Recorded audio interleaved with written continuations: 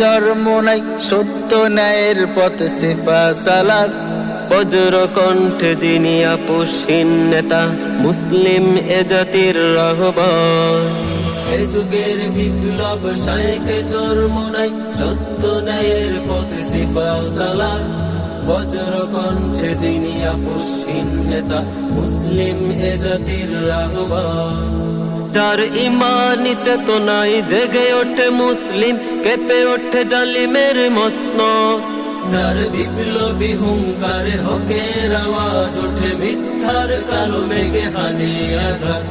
মুষ্টিবদ্ধ হয়ে গর্জে আওয়াজ তুলে, মুষ্টিবদ্ধ হয়ে গর্জে আওয়াজ তুলে, ভাঙতে জালিমের কারাগার।